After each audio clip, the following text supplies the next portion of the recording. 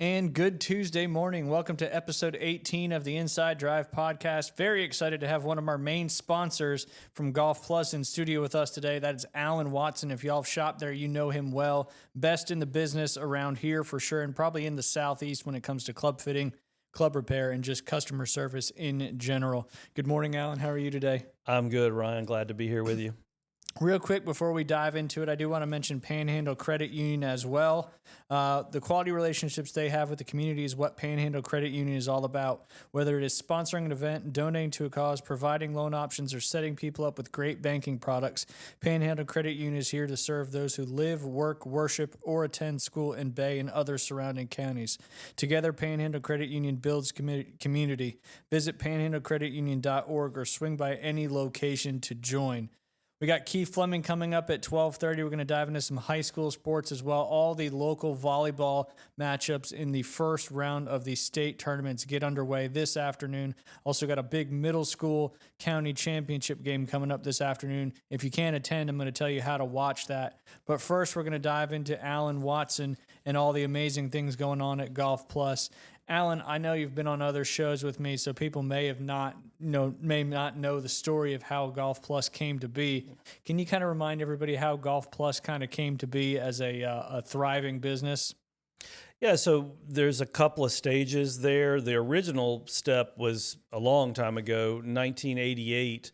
My father was a physician he's now retired, but he was a physician in Dothan, Alabama, which is only about an hour and 45 minutes north of here. And he purchased a building that was next door to his doctor's office and was like, now what do I do with this building? He loved golf, and we had lived in Birmingham prior, and there was a chain called Pro Golf Discount that was a nationwide chain. And so he bought a franchise, and he started the store, and he had other people run it because obviously he was busy being a doctor. And so when I got out of college at Alabama in 95, I went to work for him doing that and playing music on the side and that kind of thing. And just over time really fell in love with the golf industry and with sales and what we do with fitting and repair and all that kind of stuff. And then fast forward along into the 5 years ago future, COVID was causing golf to spike again in terms of interest. People were home more and they were not going to the office as much. And so people were calling their friends and saying, hey, what are we going to do with all this free time we have? Let's go play golf. So golf spiked. And when it did, I took the extra money that we were sort of raking in, shall we say, in the Dothan store. And rather than just put that in my pocket or save it for a rainy day, which maybe I should have done, I decided to open a second store, which I'd been looking at for a long time anyway. And I was looking at the Auburn market, which was very underserved for golf. And I was looking at the Panama City Beach market, which we felt like was also kind of underserved. And obviously the choice of living at the beach versus living in Auburn, nothing wrong with Auburn. It's a beautiful community, a lot of fun people. But I went to Alabama. It had nothing to do with that. We did look at properties in Auburn, and we just couldn't find a property that made sense for us. And we did find the property here at the Shops at Edgewater at the beach. And obviously, again, sunshine, palm trees. It's just a little different environment. And so decided to do that. So last couple of days of September 2020, we opened this store. So we're a little over the 5-year mark now. Wow. And so we do primarily custom fitting of the big brands that everybody knows. We do full service club repair, really kind of any kind of club repair you can think of. And then we do some retail product as well. And we're going to be offering lessons eventually as well, but that's kind of something new that's coming in eventually. And we're shifting some things around with how we do business and changing up the store and whatnot. But that's the nutshell version, if we can call it that, of Golf Plus. The little umbrella of your specialties. Y'all build stuff for people too, right? When it comes to like sets of clubs. Yes, I'm building a couple sets right now in the shop. Big Berthas on your TikTok. Those brought back some memories. Yeah, that's for sure. Yeah, those were old golf clubs, but yeah, we'll work on anything. Yeah. Very, very cool. So since you've been in the quote unquote golf business, what's your most favorite thing about what you do? My favorite thing is really just working with a customer to get the right product. in the same way that a realtor finds the perfect house, or in the same way that, somebody makes like specialty something, if you like a tailored suit or something like that, where it's like, yes, I could buy something off the rack, or yes, I could buy something cookie cutter, but I want something that's unique and bespoke to me. So for me to get to work with a client, work through all of the technology that we have and custom fit them properly for the clubs, and then to go back into the build shop and actually build it for them, knowing that it's going to help them with their game and give them something better, a better product. That's really it's sort of two things in one, but that's what I love to do. Yeah, kind of walking them through the process. That's right. Get all these clubs. And we've talked about it many a time, how important getting fit for a set of clubs is, because if it's not right for your swing, obviously you can change your swing, but fit your clubs to the swing you have, and then continue to work on your swing. Everybody always says you can't buy a game, but a good Indian can certainly buy a better arrow, and they'll perform a little bit better. And you guys take care of that whole process for them from start to finish, all the way to the complete set of clubs that they go out and take out on the golf course. That's right. You've obviously been in the business for a long time. Have you had any real unique clubs that have come into your shop? Because I know you guys like take trades and stuff like that as well. I was just curious about that one myself. We've had some tour players come through and leave us some clubs. We had an LPGA player that was coming through Q School a couple of years ago in the Dothan store that brought us a Callaway 7-wood off the tour truck that she just was not hitting well. Heavenwood, right? It was something like that, yeah, and it had a really special shaft in it and everything. So it was kind of cool to have one of her clubs. And then John Daly Jr. came through the shop one day, was playing in a tournament nearby, and he needed some work done. So I got to do some work on his Circle T Scotty Cameron putter. So and meet him, and he was just a good kid, like really a cool kid. Just not nearly as flamboyant as his dad and fun, which that would have been fun too. He's a real good golfer too. Yeah, he's a great golfer. So that was, we've had some things like that where we get to work on some really expensive clubs and meet some tour players, Very, very cool. More specifically for you personally, what's your favorite club that you've ever had? I know most golfers who've been playing golf for a long time have a specific club that they never forget, maybe wish they still had, et cetera, et cetera. Yeah, I used to have this Tour Edge Exotics 3-wood years ago, like probably 10, 15 years ago. And this was back when people didn't really know what Tour Edge was. They're a bigger brand now because they finally started putting money into like the senior tour and all that. But they used to make the most phenomenal fairway metals. They probably still do. I just don't sell a lot of it. But, there's no restriction on the COR testing on a fairway wood like there is on a driver. So this thing was as long as any driver. And my dad used to always say, why do you carry a driver? This 3-wood is ridiculous, So I think when I think about like favorite clubs or one that I wish I still had, that 3-wood was just unbelievable, and kudos to them for making a rocket launcher like they did. They certainly did. When I was in South Carolina, we used to do some Tour Edge fitting days, and you'd get some of the, the older generation out there, and they'd swing these clubs and the ball would just launch right off them. Oh, yeah. They were certainly, they kind of sold themselves to a certain degree, but yeah, they were really hot. Oh, yeah. Mine, I had I don't know if you remember the brand Oldemar. I'm sure you do. Yeah, of course. I had an Oldemar Tri-Metal Plus 14-degree 3-wood when I was playing high school golf, and I wish I still had a club like that because that thing was awesome. I still have the 5-wood. The 3-wood, I just have the head. I mean, I may have to put a different shaft in it or something like that because that thing just had such a sweet sound coming off the club face. Obviously, do you have any specials going on right now down there at the store? Yeah, we're still doing our shoe blowout. Like I said, we're making some changes to the store. We're making some changes. Yeah, we're rearranging the product. We're putting a second simulator in so that we can have a practice bay for people who want to come in and just practice and work on their game, and some other things that we're going to offer down the road. And so we're blowing out the shoes. We're 50% off of retail. Ooh. So I mean, I'm literally losing money on every pair, but you know what? It's just sometimes it's just nice to clear stuff out. So I'm pretty happy to watch those shoes go away. So come grab a deal on those. Other than that, I really don't have a ton going on. 20% off on junior clubs. I'm way overstocked on junior clubs, so great time to go ahead and buy for Christmas now. Your kid's probably not going to grow 6 inches between now and Christmas, so you can go ahead and get those. And yeah, we just honestly, I'm in a pretty good mood as far as like moving older product. I don't have a lot of older product, but if somebody does need a deal, I will find something for them and hook them up, because we need to clear out a lot of space for what I'm doing in the store. And one golf club at a time doesn't really clean up a lot of space. So, but yeah, come see us. And it's that time of year too. It's always was my favorite time of year, October and November for golf, because it's just so beautiful out there right now. The weather's crisp. It's cool. You can start off with a little light pullover and then end the golf round with, your polo on. So now is the time to get some shoes, some clubs to get you through the fall golfing season.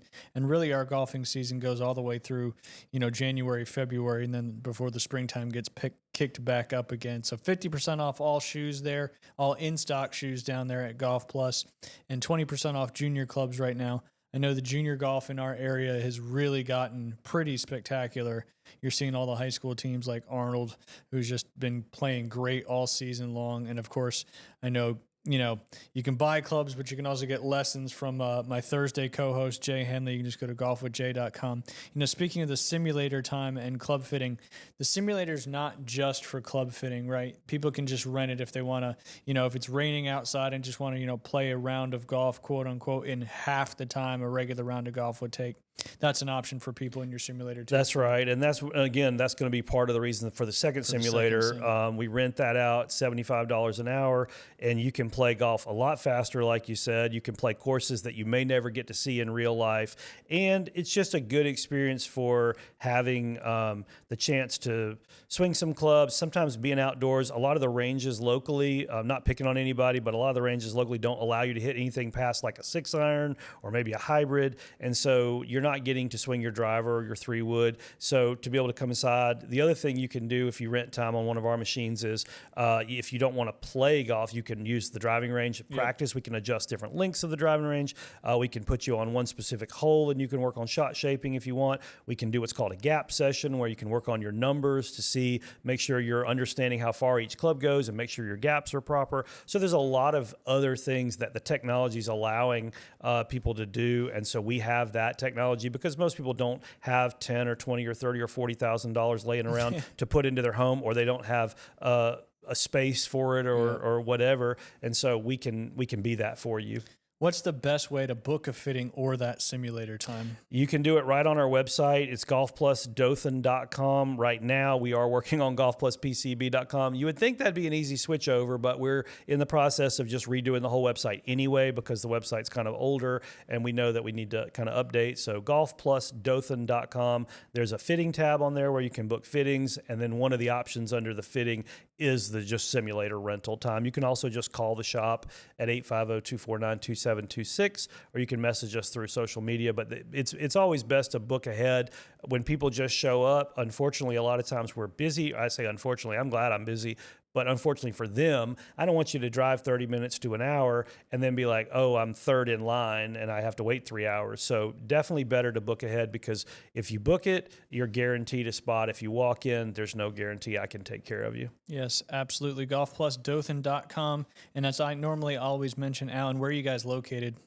Yeah, we're at the Shops at Edgewater, which is right at the corner of R. Jackson and Front Beach Road. We're right behind the big Holiday Inn hotel that's been there for 1,000 years. Literally. And if you think I meant that literally, good luck with life. But anyway, Shops at Edgewater. Everybody knows Firefly Restaurant, Rocket Lanes, American Charlie. They're all right there. And Pink Pelican Ice Cream. We're actually in between the Pink Pelican Ice Cream and the cupcakes. So if you want to get your fat on, I am in a high calorie district over there at the Shops at Edgewater.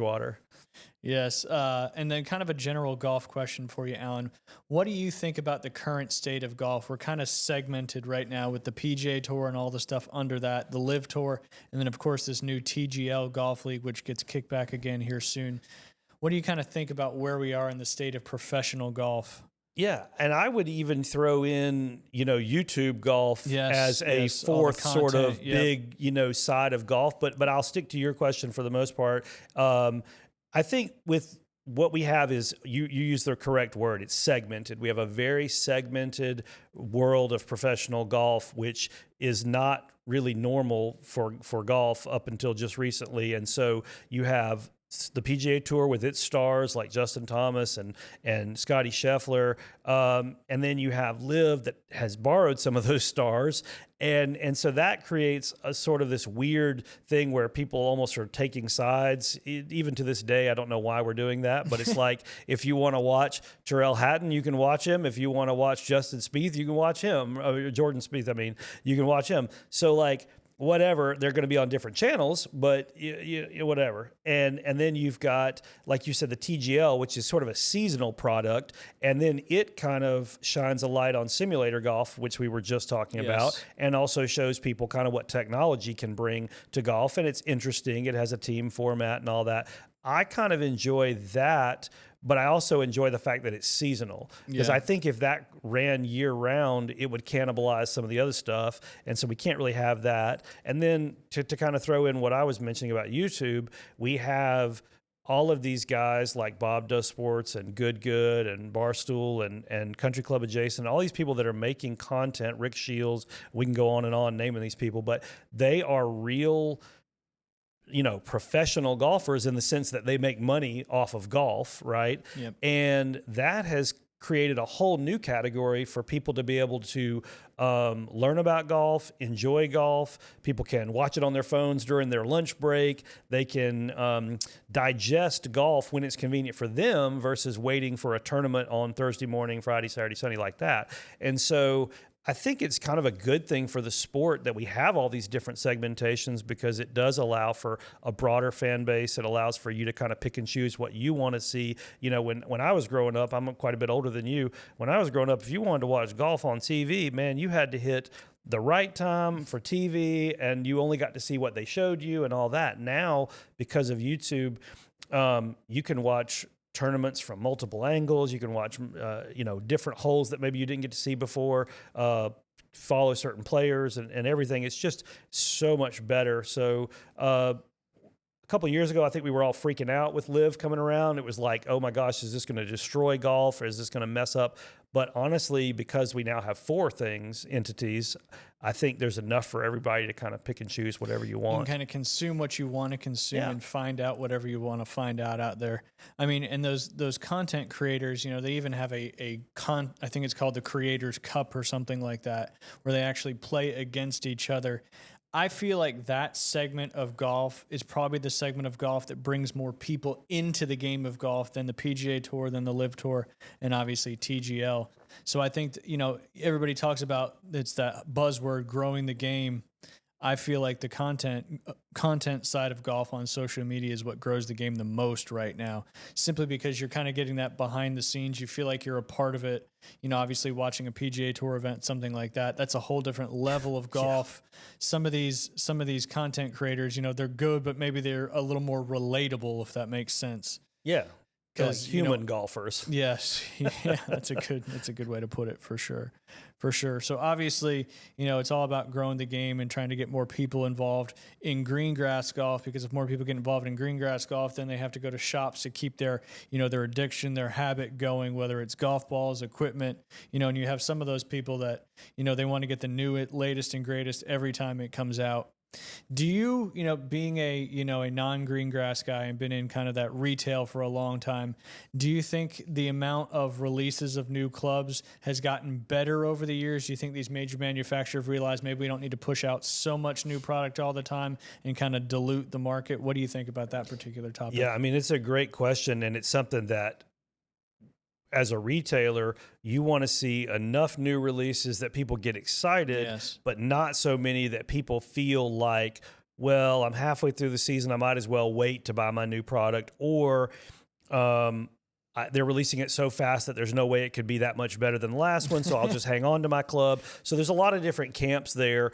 I like the companies like Ping and Mizuno that have 2-year life cycles, because I feel like it gives time for people to enjoy the product, and it gives time for then other people to see them. Oh, you got new irons, you've been playing them for 9 months, you really like them, and now that guy can go to the store and still find the same product that he saw his friend have. If they're turning them over too fast, by the time he gets to the store to check it out, it's on to the next model. He may or may not trust that that's going to work as well. So we end up with buyer and brand confusion, where, we're just spitting these things out, and really sometimes, you have to look at it in the sense of technology windows. Yes. So there's a 3 to 5 year technology window that is truthfully what's happening. And so if your driver is 1 season old or 2 seasons old, unless it's not properly fit for you, you really probably don't need to replace it. Now, if your irons are 10 years old, yes, I'm going to be able to get you more distance with new irons. I'm going to be able to get you more consistency and accuracy with the improvements they've made in face construction, body construction, shaft, etc. But I do worry that sometimes we're seeing product cycles that are too short, and Callaway and TaylorMade are still guilty, and Cobra too, of pumping out a new product line every single year, regardless of the need.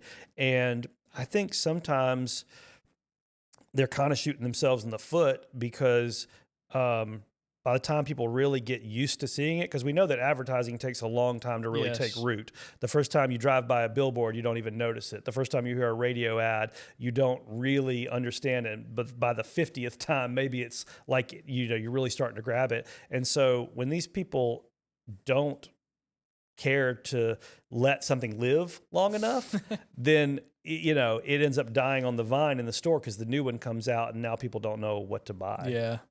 That's certainly been the case for the last, at least 10 to 15 years, especially like you said with TaylorMade and Callaway. Just every spring popping out one. There was one point where they were doing a spring and a fall release. Let me ask you a question, Alan, about technology. Sure. Say, I've got a 10-year-old set of clubs top to bottom. Obviously, putter's a more personal thing. There's not as much technology, obviously, with these lab putters and all that. There's a little bit more technology in there. But if I had to prioritize where I would, make my next move based on the technology and how it kind of flows throughout the years, what part of my equipment would you tell me to replace first? Driver, irons, wedges, or whatever you think. Or So I'll lump fairway woods into all one. Well, I'll lump woods into all one. I got you. Because I think a lot of people kind of get to that point. They're like, I need a new set of clubs, but we all know, golf clubs are not cheap. So sometimes you have to prioritize, what you want to pick and choose. Yeah, I totally agree. I think if your clubs are 10 years old or older, the first thing you should replace is your wedges, because even though the technology has not changed that much in wedges, your grooves are going to be gone at this point. So if you've been playing them for 3 to 5 years or more, and if you've played any amount of normal golf, so let's just say once a month even for 10 years, your grooves are completely worn out. Your soles are probably scuffed and scratched at this point. And so wedges would be priority one. And the good news is, based on like what you just mentioned about cost, because golf clubs are getting a little rich up there, wedges would be, for most people, that would be a $400 to $600 fix. Okay. And that's for multiple wedges. That's for 3 wedges, right? And then my next choice would probably be the driver, just because again, at 10 years, I can probably find somebody, a driver that's going to be 6 to 10 miles an hour faster off the face, and that's going to equate to 20 to 30 more yards. So I would say that would be number 2, and then irons would probably be last, only because unless you just are a horrible iron player and you're not sure why, and maybe they were never fit for you properly and all that, or if you've had some type of injury and you've slowed down considerably since then. But yeah, wedges, I think people just undervalue wedges. I regrip wedges for people all the time that don't need grips. They need to be thrown in the dumpster and they need to start over.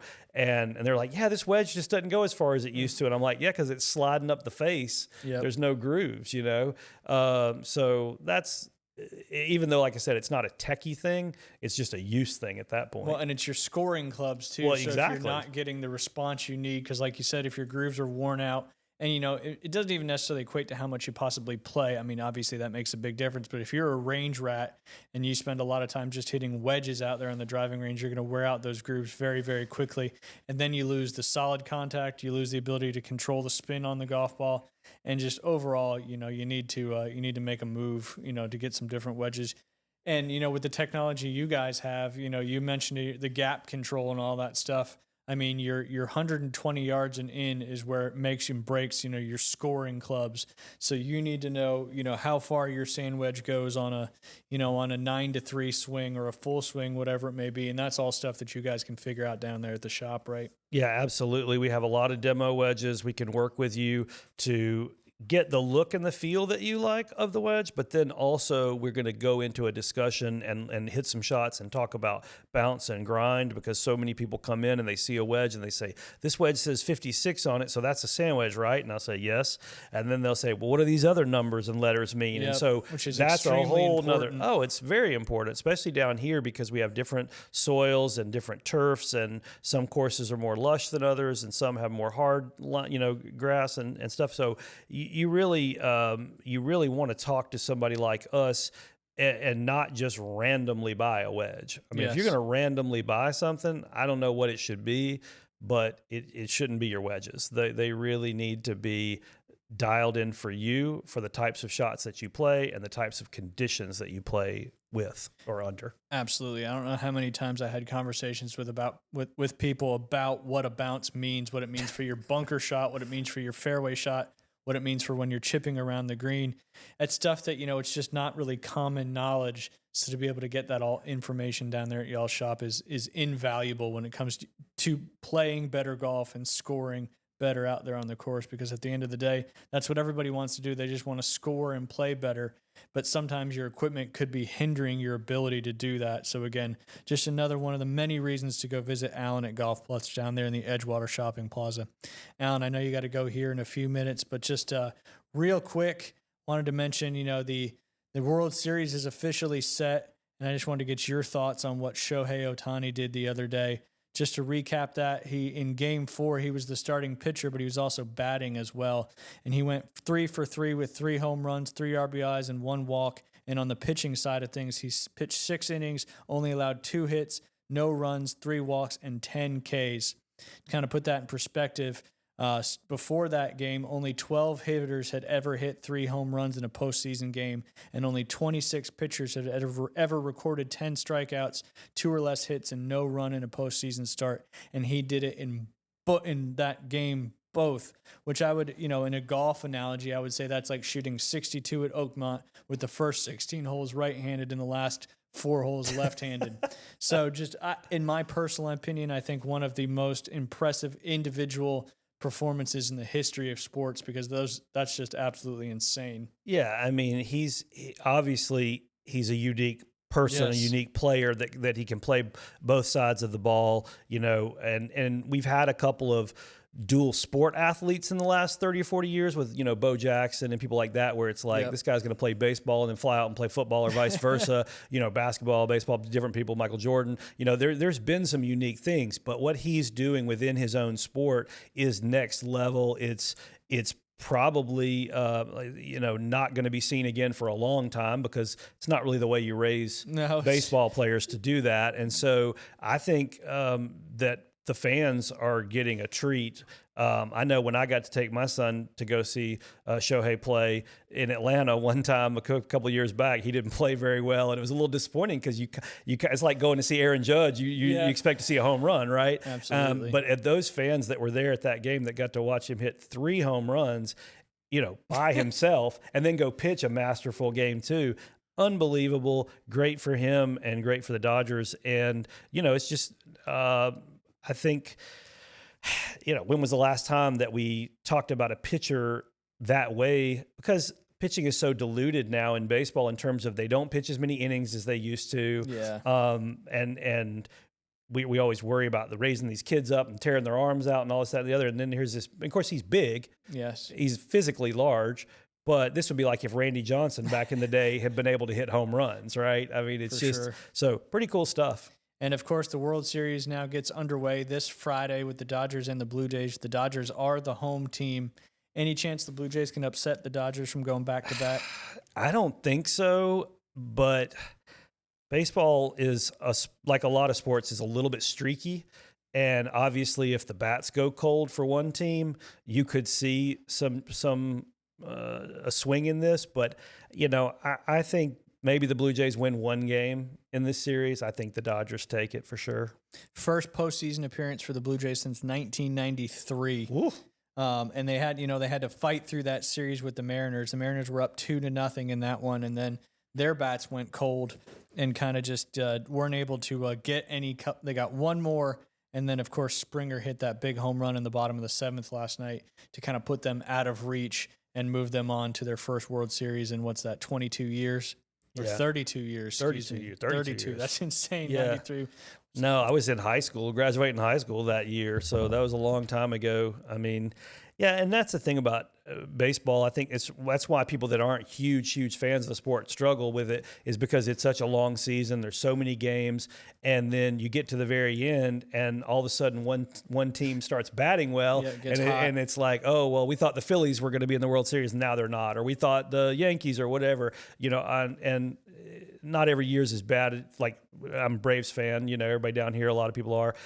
Obviously, it's been a tough year for them, so we knew they weren't going to the World Series this year. But you always have hope. You got those Cubs fans that always have hope. You have all these. It's just tough. So Blue Jays fans have been waiting a long time. I hate that they're probably going to be disappointed, but it's the nature of that sport that at the beginning of the season we had no idea that the Blue Jays could come back and become a World Series contender, and yet here they are. I had a fun opportunity during a Masters week when I worked up there. I got to play a round of golf with Joe Carter, and I think that was the last time the Blue Jays were in the World Series, was when he was playing baseball, which was a long time ago. That was a long time ago, But he's a hell of a golfer. There's so many golfers that are, hockey players and baseball players that are good golfers as well, kind of because of, in my opinion, because of that rotational aspect of the different games. Well, Alan, I know you got to go. One more time, how can people find out about Golf Plus? Yeah, come check us out in the shops at Edgewater in Panama City Beach. You can find us on Facebook, TikTok, Instagram, and the website right now is golfplusdothan.com. All you got to do is a hell Google. of a job with those TikToks. Thanks, man. I'm trying. I'm having fun. Thanks for letting me be on, man. It was awesome. Of course. Glad you finally got the opportunity to come on.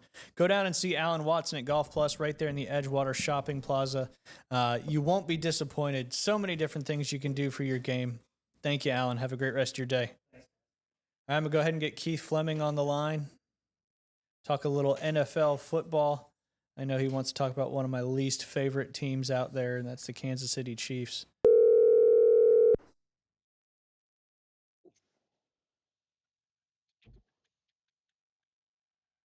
Cass? Yellow. Hey. How are you? You doing all right? Doing good. Sounds good. Man. How about yourself? Hanging in there, hair and a biscuit, but feeling a hell of a lot better this week than I did last week. That's for sure. So that is what I like to hear. Certainly a blessing, no doubt about it. Keith, NFL, what are we, week 8 coming up next, about halfway through the season. And we got some storylines you'd like to talk about, right? Yeah, some of the better teams in the NFL and kind of what's going on. Let's, if you don't mind, start with the defending champs. The Philadelphia Eagles got a much-needed win to stop their 2-game slide. They're now 5-2 after their passing game just exploded. I don't know where that came from versus Minnesota. It almost looked a little intentional. Maybe, but I don't know. We'll see if we can trust it. I know Minnesota has been ravaged by injuries in their secondary. That may have been a reason. Maybe it was just Hurts was feeling it. He definitely threw some great balls to both Devontae Smith and A.J. Brown. They made big plays, and they basically have this division kind of wrapped up. They're already 3.5 games ahead of the Cowboys thanks to their Week 1 win, and everybody has been talking about their passing issues, but it's actually the decline in the rushing game that, to me, is going to be what hinders this team and prevents them from winning back-to-back Super Bowls if they don't fix it. Because last year, Saquon Barkley was just a supernova. He averaged 5.8 yards per attempt. This season, that has plummeted to where he's just averaging 3.3 yards per attempt. Only Zach Charbonnet, among qualifying running backs, averages less yards per carry. But what's really missing is what we saw last year on a consistent basis, right? With Saquon Barkley, these big explosive runs. Explosive runs are any run of 15 yards or more. He led the NFL last year with 25 of them, doing it essentially on 7% of his carries. He had a 15-yard rush or more in 17 of 21 games, a 20-yard rush or more in 13 of 21 games, and a rush of 39 yards or more in 8 of 21 games. Ryan, do you know what Saquon Barkley's furthest rush attempt this season is? Like how far he got? Uh-huh. I'm going to guess like 20 yards. Pretty good guess, my friend. 18 yards. He has yet to have a rush this season of 20 yards or more. And this Eagles offense is not built to where they can survive and be a juggernaut on offense without these huge plays from Saquon Barkley. Now, granted, they solved this last week with, both A.J. Brown and Devontae Smith having huge touchdown plays. But if Barkley cannot correct that, or I guess I should say the O-line correct that, uh, it's going to be tough for the Eagles to follow up as, Super Bowl champs. Yeah, absolutely. I mean, that's what, having a great run game is what opens up a great passing game. So, yeah, obviously that's the mega difference between, I mean, I can't believe the yards per carry has dropped that much from one season to the next. It's one of, I would assume, the biggest drops in NFL history. Let's talk about the team that they defeated in the Super Bowl. And I'm sorry for non-Kansas City fans, but this offense, I think, is scarier than ever. And I'm being serious. This is not hyperbole. Yes, Um, agreed, they currently unfortunately. they currently rank second in points per drive and fourth in EPA on offense. We're going to talk about the team that ranks first in points per drive here in a minute. But over the last month, this Kansas City offense has hit another gear. In those 4 games, they're scoring on 56% of their offensive drives. If you need to know how impressive that is, the league average is 26%. During that span, Mahomes is constantly throwing to open receivers, with 63% of his pass attempts going to a receiver deemed open. No surprise. That's the highest in the NFL. And we know that one of the things that's always been an issue when Kansas City struggles, particularly on offense, is the O-line is not great. This year, it's been incredible. They're allowing pressures on just 6% of Mahomes' dropbacks. Again, best in the NFL. And you got to remember, this is a team that is highest expectation, or excuse me, passes over expectation in the NFL. I mean, they're passing more than any team in the NFL when you would expect them to run. And all these factors are why Mahomes, entering the game on Sunday, had his highest passer rating since 2023. And to me, even more impressive, his most yards per attempt since 2018.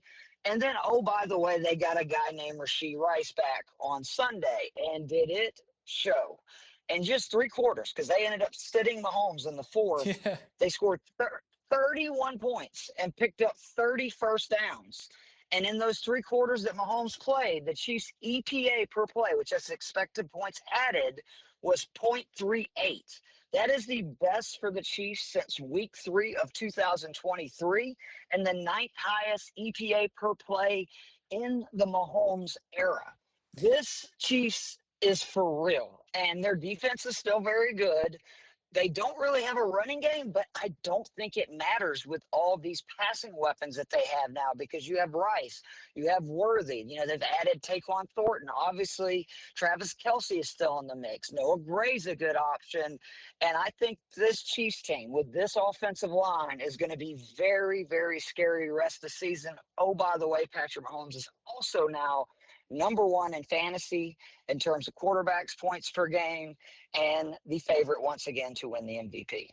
Just when everybody thought the Chiefs were having a down year, they flipped that script on a dime and look as good as they ever have in the last 7 or 8 years, which is a scary thing for the rest of the NFL, unfortunately.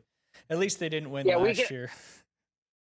True, but I think it's safe to say we can put the shovels away. It's not time to bury the Kansas City Chiefs yet. Let's talk about the other offense that is just unreal this year, and that is the Indianapolis Colts, led by our friend Indiana Jones. There's no other way to put this. They are a historic offense 7 weeks into the season. I talked about the Chiefs being second in points per possession.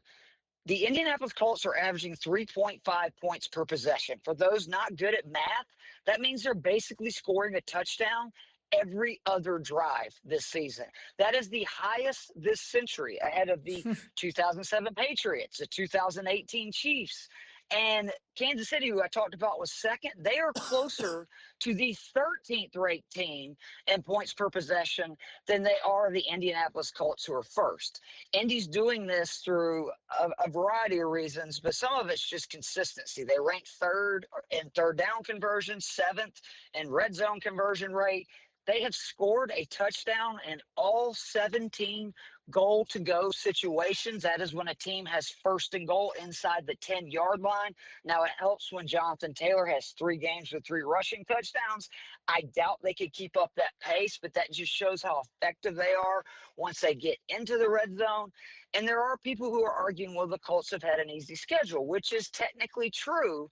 But their offense has thrived against good opponents on defense. They put up 473 yards and 29 points versus Denver, top 10 defense in EPA. And then they put up 38 points and 400-plus yards Sunday versus the Chargers, who headed into that game, again, top 10 in EPA on defense. Shane Steichen is doing for Daniel Jones what he did for Jalen Hurts, Such which a is good coach. making – he's such a good coach. I mean, look what he did with Gardner Minshew, too. But he's making life easier by utilizing play action pass off of their just amazing run game. Again, same thing they did in Philly. The Colts are currently running play action on 33% of Daniel Jones dropbacks. That is by far the most in the NFL. And on Sunday, we saw again how effective that can be, as Jones on his 13 play action passes completed 10 of them for 130 yards and a touchdown. At this point in the season, Daniel Jones is QB5 in fantasy. Jonathan Taylor is running back 2. Michael Pittman, wide receiver 19, and Tyler Warren is tight end 3. Rookie And tight end history Tyler tells Warren. us, very talented, and way to go, Bears, not drafting him. History tells us a team ranking first in points per possession through week 7 is going to be a good offense the rest of the season, with none of them falling outside the top 10 this century in points per possession, and a majority of them finishing top 5 for the season. I think, barring an injury, this is, here to stay. The Colts are going to be in a lot of fun games, and don't be surprised if they end up kind of turning into the Dallas Cowboys in a fantasy standpoint, where you're going to want to both have their offense and also the offense that is playing Going against them against with them. all their injuries in the secondary. Yep, a lot of high-scoring games to come. The only other team I wanted to highlight Hey, Keith, before we real get quick, on one to, more thing on the Colts. yeah, Do you sure, think of they end course. up being like the Minnesota Vikings of last year, where, they just have this incredible season, and then as they get close to the playoffs, it kind of drops off? Or do you think this team is just built to have a nice playoff run and maybe meet the Kansas City Chiefs in the AFC Championship? I don't think it's fair to compare him to the Vikings. The main reason being Jonathan Taylor, right? Yes. Like, Jonathan Taylor is such a difference maker, especially if you're thinking like outdoor cold games, right? Like, you can just hand it off to him 30 times per game. The issue for the Colts is just the AFC so loaded, right? Like, just to get to an AFC championship game, that probably means you're going to have to go through either like Mahomes, Lamar, Allen. Like, there's just so many good teams that I don't know if they can get there, but I wouldn't count them out with the way that, again, Shane Steichen, I agree with you, is one of the best coaches in the NFL. And, he has proven, again, with Jalen Hurts before. He led the Eagles to a Super Bowl that year. He can get the most out of these quarterbacks that have certain skill sets, and Daniel Jones definitely falls into that category. Absolutely. Absolutely. Yeah, get to what you were going to talk about, the San Francisco 49ers.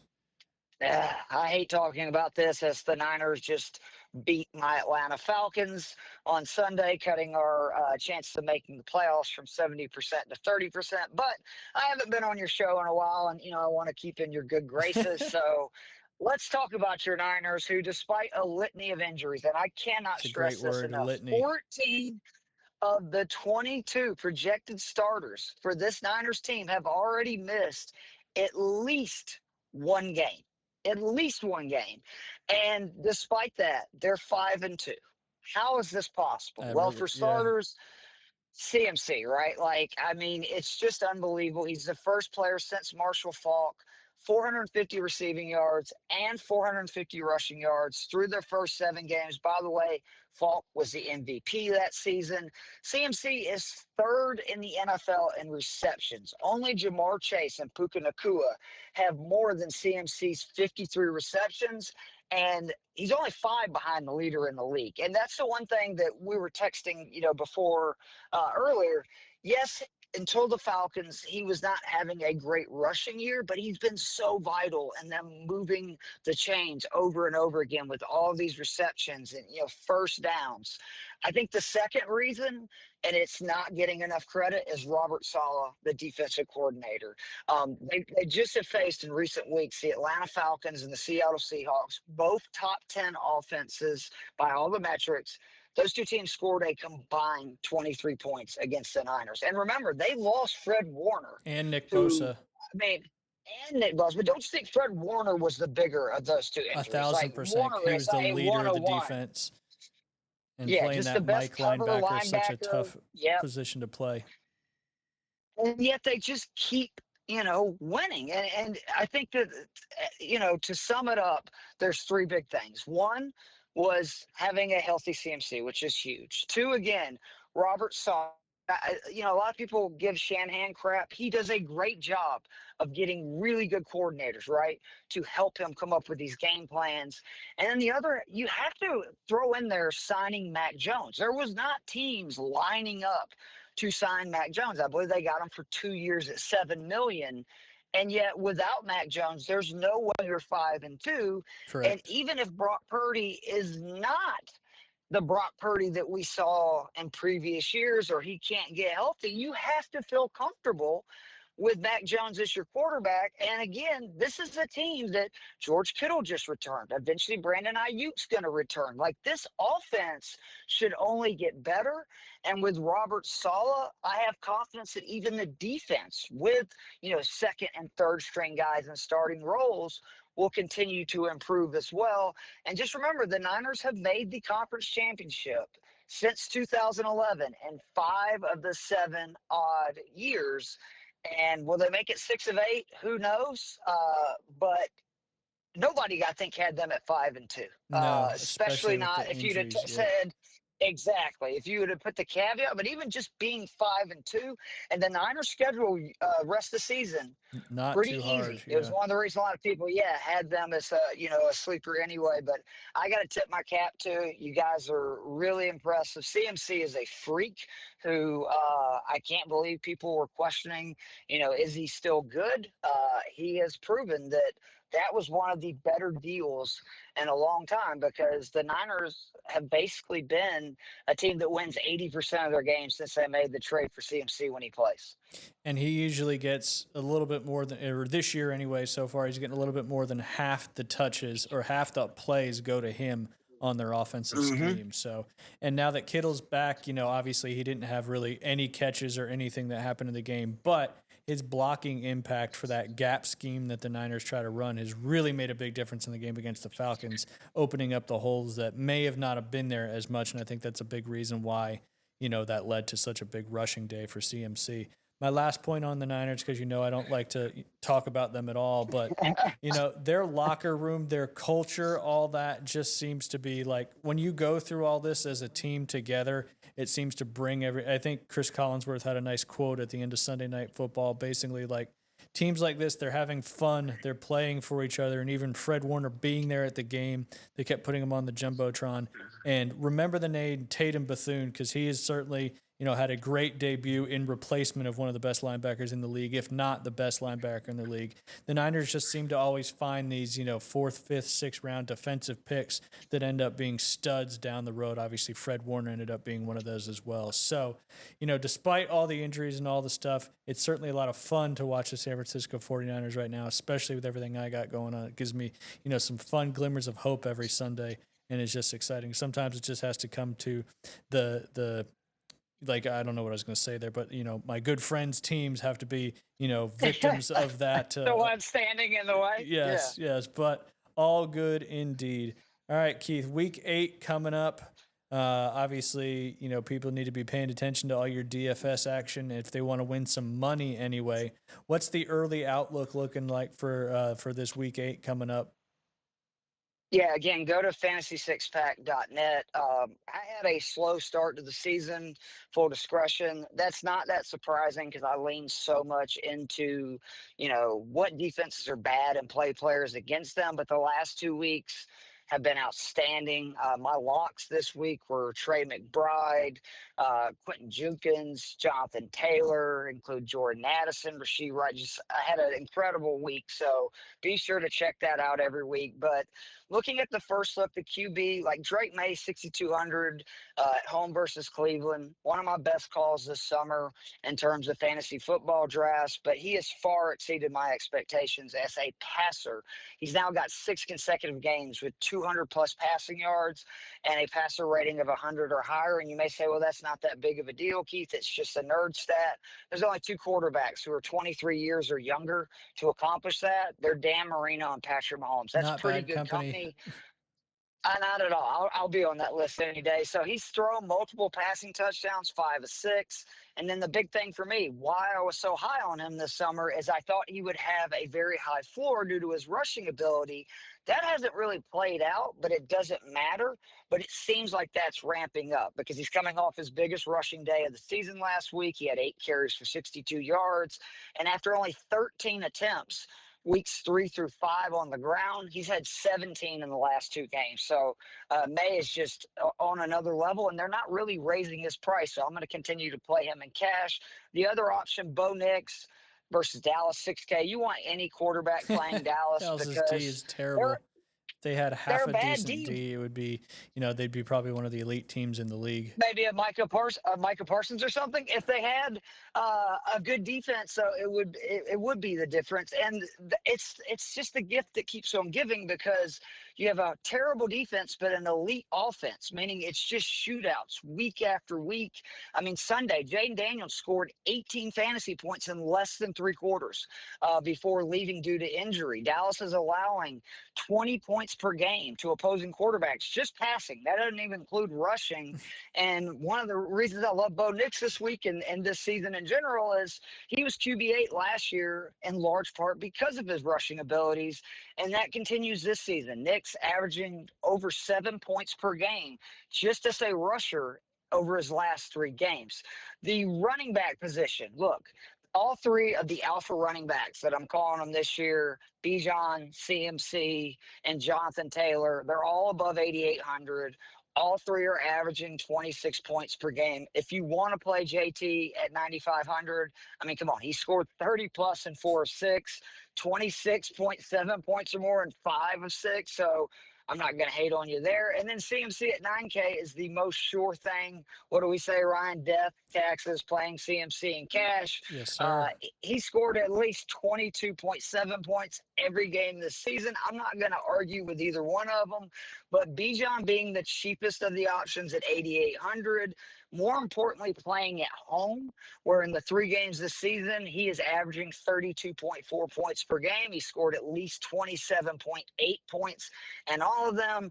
And then the real tiebreaker is this Dolphins run Yes. defense is atrocious. I've Terrible. been picking on them now for 4 weeks. Rico Dottle was my lock 2 weeks ago, playing Miami.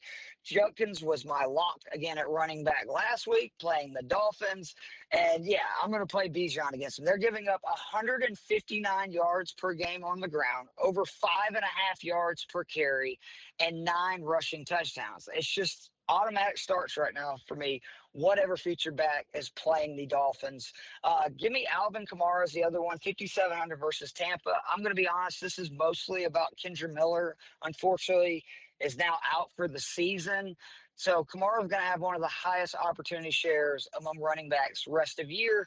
And the best thing for Kamara owners who I didn't know what was going on early this season, he is being utilized in the passing game again. After only seeing 10 targets over his first 3 games, Kamara seeing 19 over his last 4, catching at least 3 passes in each of those games, 4 more in 3 of 4. So I think he's a good play. The wide receiver this week, I do like that. There's a lot of cheap receivers that I like. Maybe you can find a way to play, two of those alpha running backs. But Portland Sutton, 6,200 versus Dallas. Again, Dallas, real bad. They run zone, highest rate in the NFL. Sutton's man zone splits. Target separation goes from 0.77 versus man to 2.14 versus zone. Fantasy points per target goes from 1.47 versus man to 3.21 versus zone. Dallas runs zone about 80% of the time. T. Higgins, 5,600 versus the Jets. Just as Higgins, bad the as the Bengals Dolphins. passing game is, man, you're telling me, is alive and well with Joe Flacco at the helm. Since Flacco is there, Higgins, 18 targets, 11 receptions, 158 yards, 32.8 fantasy points. And again, a man zone deal. He's facing a Jets defense who runs man at a top 10 rate. Higgins, it's the inverse, right? His yards per route run, 1.58 versus man, only 0.77 versus zone. His target rate, 24% versus man to 13% versus zone. His first read target share, 38% versus man, 22% versus zone. And then even fantasy points per target goes from 1.17 versus zone to 1.75 versus man.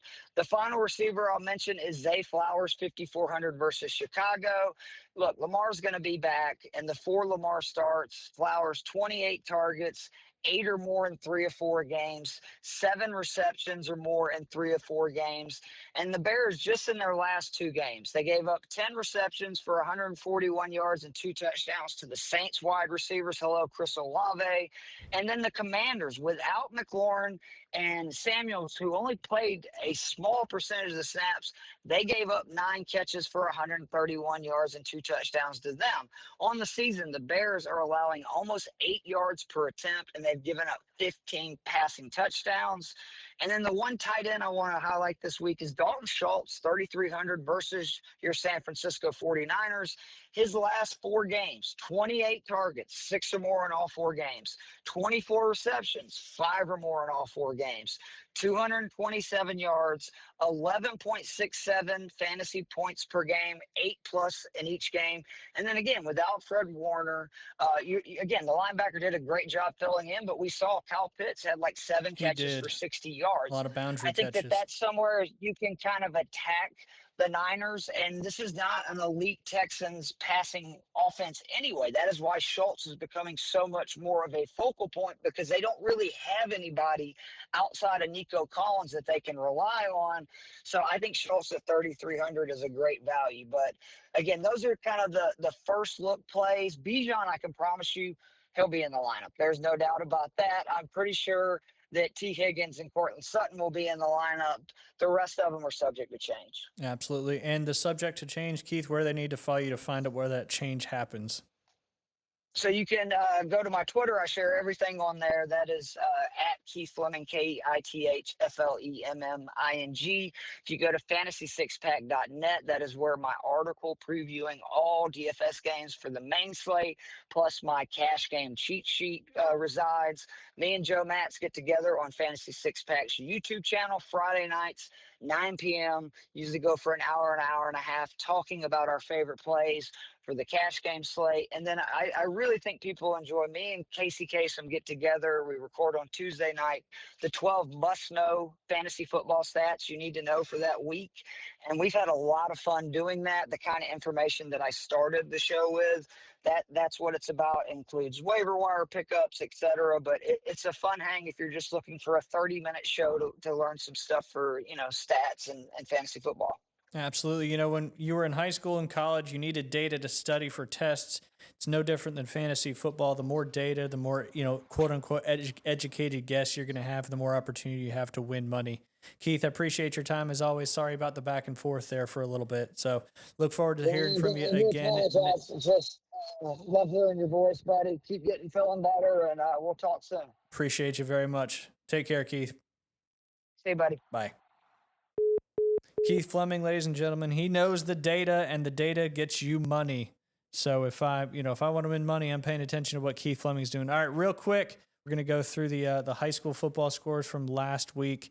I know we had some Thursday night games and we had some Friday night games as well. On the Thursday night side of things, Bozeman ended up beating Rutherford 51-27. That stopped Rutherford from winning a district championship. Bozeman now has an opportunity when they play North Bay Haven to win their district championship. Also had, who did we have too? We had Pensacola. Oh, that's volleyball. Last Friday, we had a lot of local games in the market. Started with Mosley taking it to the Arnold Marlins 49-0. Got to give a shout out to our American Charlie's Athlete of the Week. That was Mosley quarterback J.P. Holzenbach. He had 4 TD passes and added a rushing touchdown in there for 5 total touchdowns against the Marlins. He won a $50 gift card to American Charlie's. We appreciate American Charlie's sponsoring our Athlete of the Week competition. Head on down to American Charlie's. All my sponsors located there in the Edgewater Shopping Plaza. American Charlie's has game day specials, discounts for first responders and military every day. All the great Southern favorite classics, full bar, live music all the time. Again, we appreciate American Charlie's being our Athlete of the Week sponsor. Other Friday night games from last week. We had, let's see here. We had Bay beat Walton 27-21. That moves Bay to 7-1 on the season. Chipley is now 7-1 after beating Destin 31-6.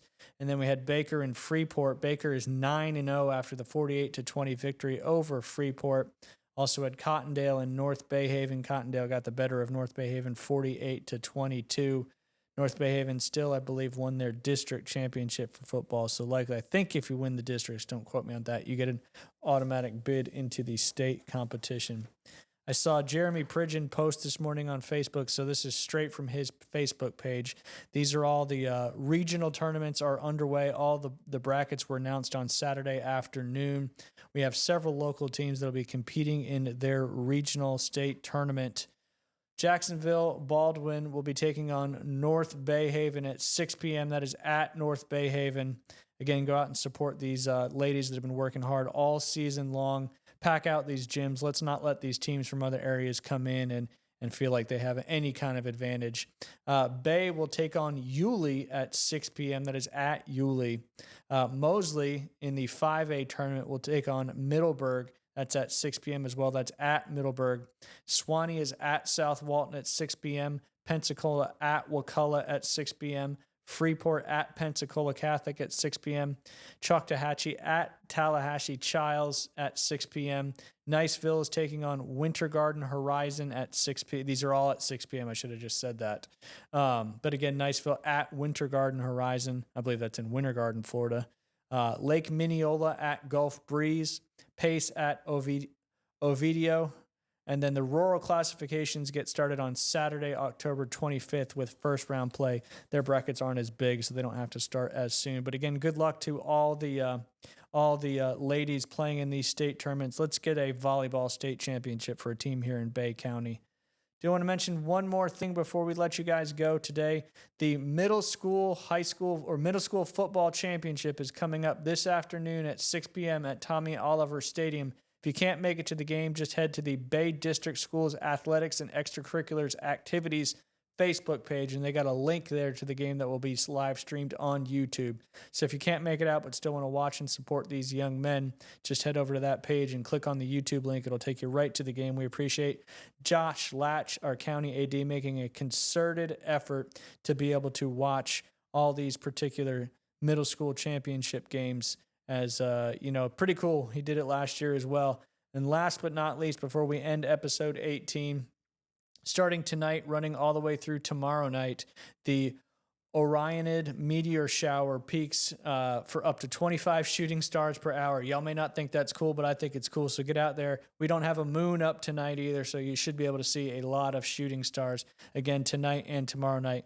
We appreciate everybody tuning in on our Facebook page for the first time versus my own personal Facebook page.